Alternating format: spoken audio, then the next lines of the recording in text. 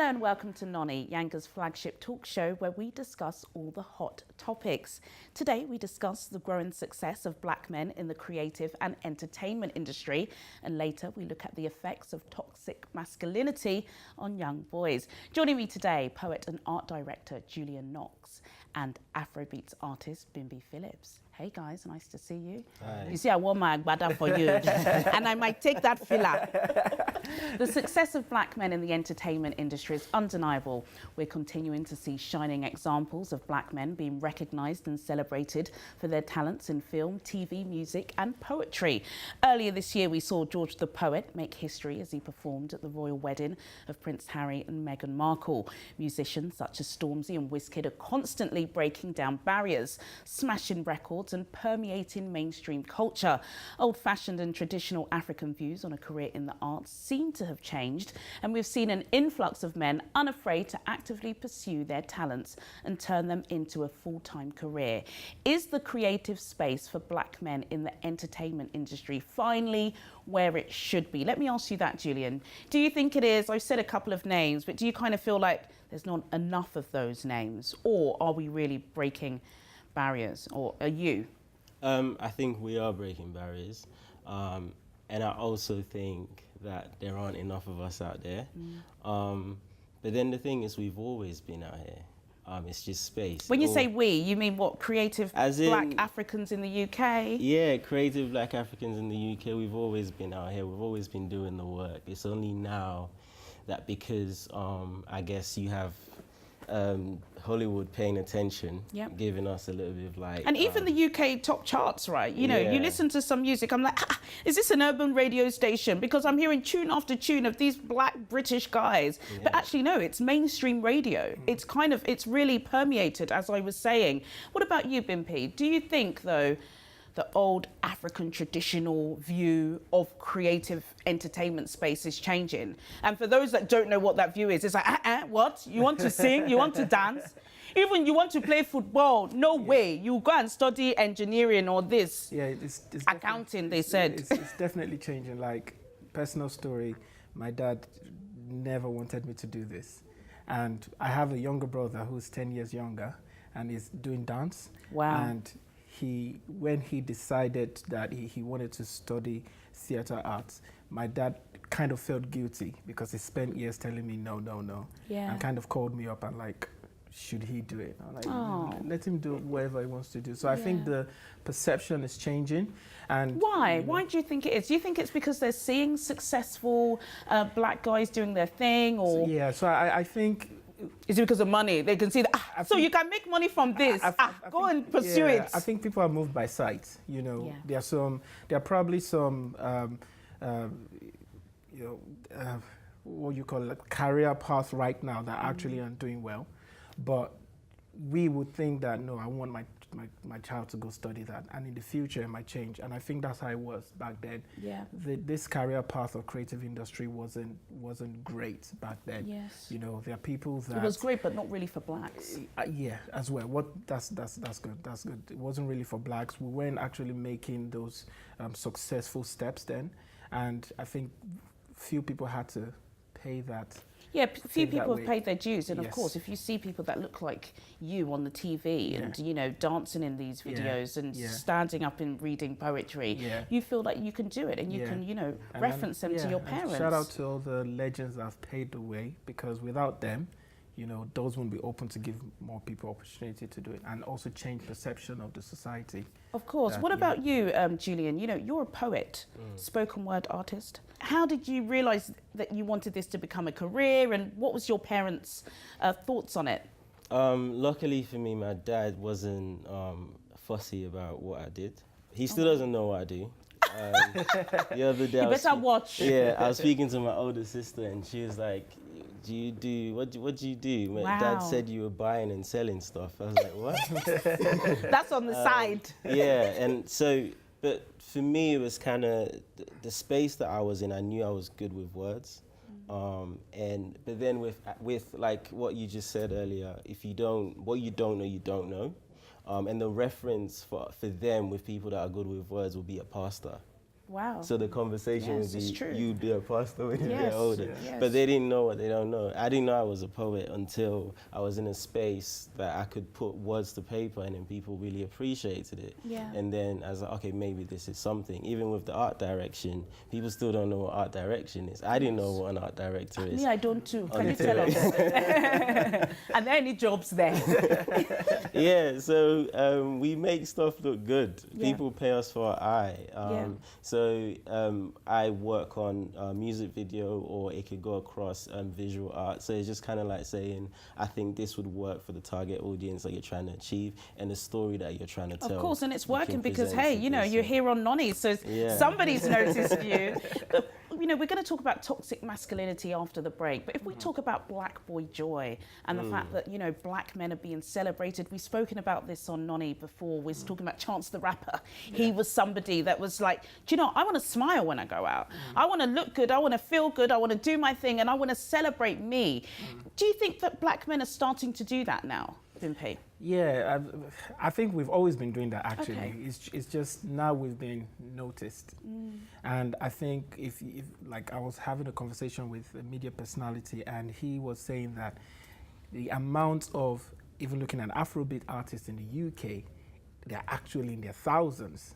But if you look at mainstream in the UK, you feel like there are not that many out there. There are actually so many of us Yeah. out there. It's getting the right opportunity to That's prove the thing as oneself. well, Yeah. talking about opportunity, because you don't do this full time. You're an Afrobeats artist. Yeah. Do you envision it being a full time So- career? Can so- it be? So it's I would say I do it full time Okay. because people have different definitions of full time. Yes. People think It's not Monday to Friday, 9 to 5, it's right? just- for me, it's 24 hours. Wow. Okay. It's 24 hours because you don't just magically spend 2 hours in a day and come up with a song and then shoot a video and then do all that. It's 24 hours. You keep thinking of the concept, you keep writing, it's a 24 hours thing. Yes. And it depends on how you want to take it. You know, even if someone who is doing odd jobs out there but has the vision of being a stylist, and every free time try to Yeah, style yeah, somebody, in yeah. her head she's doing it full time. Yes, you're right. And, You're right. and I think it's okay to always have other jobs as well. You can't label it. You know, people have this perception of if you're creative, that should be only your job and that's full time. I don't think that's correct. No, of It's okay course. to have all the things to pay your bills, Yes. to you could do anything else you want. Julian, what about your message? Do you feel like poetry is a good medium for you to get your message across? And do you see yourself as a role model? Do you see yourself as somebody who young black poets are looking up to? I don't know if they're looking up to me. The thing is, I think for me, it's a personal thing. It's about legacy. It's the stories that you leave behind, right? And I think being Sierra Leonean, for me, all I've got is the stories that were passed down to me about, you know, the ones that were before me. And it's just how I pass that down to my kids. Yes. So for me, I would like to be a role model to my kids, and that's Yes. what spurred me on to do what I'm doing, because the conversation would then be, I want you to do what you want to do or what you're good at doing. Yes. And if they ask me the same question, Dad, did you do that? I want to proudly say, yes, I did. Oh, wow. Here's But the do record. you refer to yourself as being British? Would you say you're British? I'm Sierra Leonean. You're Sierra I was born in Sierra You was Leone. born I in came Sierra- over when I was 15. Oh, wow. Okay, Yeah, so I've got a British passport. just in case, because I know those people watch the show. I'm Sierra Leonean. Yeah, okay. The Queen can still take my passport. But what kind of stories are you telling then in your poetry? So at the moment, the conversation with my book called Broken is looking at. I've just brought a child to this world, and the conversation is sort of like me having a conversation between myself, and it's just kind of saying, I'm bringing a child to this world, and this is the space that we're in, where toxic masculinity is a thing, and you're a daughter. How am I gonna be a role model in that sense, not be a toxic man, and like looking, like, I guess, question masculinity. Wow. As it was told to us. I can see you're a good dad and a good husband. Let me ask you, Bimpé, before we go to the break, what about your involvement with Afrobeat stars in Niger? And I'm talking about the Adekunle Golds, the Simis, because let's be honest, here the scene is not as big as it should be. You said there's thousands, but we're not seeing as many of you UK guys as we should. Yeah. Well, first shout out to the guys that trying to make it happen. People like, you know, Coco Bassmaid and everyone else. But my relationship with them back home is fantastic as well. You know, a couple of months back I performed at Adekunle Gold Show. So I think with time, because Afrobeat, I don't think it's an entitlement. I think it's work that we have to put in it, because the guys that also have the opportunities out there put the work in it. So, and we are putting work in it. So shout out to the guys that are actually, you know, giving that opportunity as well. And I think very soon we'll make sure Afrobeat stays, because, you know, a few years back it came with Fela and all that, and then went back. Very few years back. And it's changing all the time, right? Yeah, so now we're trying to make sure that it actually stays as a genre. And I look forward to the day that a non-African can actually do that genre very well as well, because we have non-Caribbeans doing dancehall music. We have, let me tell you something, there in every genre, every facet of African society, a non-African is doing what we're doing. So I'm sure there's Oyinbo, Afrobeat artists at the moment. You know, but anyway, still to come, we discuss the concept of toxic masculinity and the effect it has on young boys. See you after the break.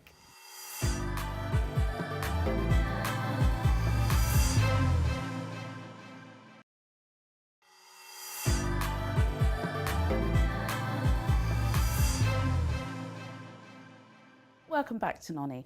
Now, toxic masculinity is defined as the narrow and repressive definition of manhood. It refers to the socially constructed attitudes that describe the masculine gender as violent, unemotional, and even sexually aggressive. The effects of toxic masculinity on young boys in particular is an ongoing conversation, particularly concerning its negative link to mental health. Phrases such as man up and real men don't cry have contributed to stereotypical ideals that men are not to show emotion, as it's perceived as a sign of weakness. How important is it to change the narrative of masculinity and what it means to be a real man? These are really serious issues, because again, we saw at the beginning of the year, knife crime spiked, media didn't talk about it. Now we've seen so many stabbings in southeast London, across the capital, and it's typically young black boys. Julian, where do you think this perception of being a man has come down from? If you're a kid and you're told you shouldn't show emotion, the only emotion you can show is rage, then what happens is when you have any issue with someone, that's the only way you would show it. And also, if you think about being black and just being specifically in the West, the view of what a black man should be is very narrow. From where? So coming from Sierra Leone, yes. I didn't know about these conversations, right? I wasn't even a black man in Sierra Leone. I was just a man, you know? Wow. And then coming to England, you're like, okay, cool, there are stereotypes that you have to challenge and move against. So when you're speaking to someone and you're not, you know, stern, you're not looking at them in their eye, you're not talking back at them, you're seen as weak, right? And even culturally, back home, you don't look at your elders in the eye, you look down. And you come to England, you're asked to look at them in the eye. So those conversations, it's almost like a change of culture. But for me, I think this is really close to my heart, because I've got friends that are in this space that don't know how to deal with their rage. So you grow up with this mentality of you can't show no emotion, and now you're a big man. You have to show this emotion because you have a child, or you have dependents, or you've got a wife, or you've got someone that's like beside you that needs you to show that emotion, and you can't show it. It's good to have Ben on the panel. Hey, thank you for that. Bimpe, talk to me, because let's be honest, you know, and we have to be honest. And it's not just Nigerian boys, and please don't be offended, guys, but you know, a lot of these boys that are being stabbed and attacked are the Olas, the Ades, the Femis. We hear their names constantly. Some of us even know somebody who knows someone that went to a funeral. But in your scene, the Afrobeat scene, it's not really like that. It's very fun, it's very fresh. It's not that kind of drill where it's like, I'm gonna do this, I'm gonna do that. It's lively. have you been seeing it coming into the Afrobeats community? This aggressiveness, this toxic masculinity. I think there are two ways to address that question rightly. I think the reason why Afrobeats is always fun is because I don't know if it's a Nigerian thing. We have the tradition of suffering and smiling. We I'm a professional sufferer and smiler. Even if the economy is bad and stuff, people party and party and party. And that's the kind of culture that Afrobeats really, thrive on. But in terms of the actual topic, I think it's cultural as well. And I'll give you this example. It's not an example because it actually happened. I think I was about 5 or 6 when my grandfather passed away, and I went to the burial ceremony with my dad, and I was just standing by my dad, and he didn't cry. He was really, really close to his dad, and he didn't cry at all. And I wanted to start crying, and then he gave me a nudge and like, "Don't cry." Wow. And then the tears just went. Hush. I didn't see it as wrong. I probably still don't see it as wrong, but I think that's the culture. Men carry on the weight of everybody else. But I would say women do. I would disagree with you on that. Okay, let me correct my men are expected to carry the weight of everybody else, including your own family, extended family, friends, and all that. But now that I'm a bit older, I've heard about men facing depression. Even thinking about my own personal experience as well. About a month ago, I was thinking about it that every single time I'm being brought up to help others, motivate others, but I've never actually thought about it that why can't I find someone who's going to motivate me as well? Because I'm sure there's many women out there that would do it. Yeah, because I'm also going through same issues probably, but I won't notice until I break down. Do you know, it's such a good point, and that happened when you were 5, and you can. I'm sure you can still remember it like it was yesterday. Yeah. Julian, how do we deconstruct this then?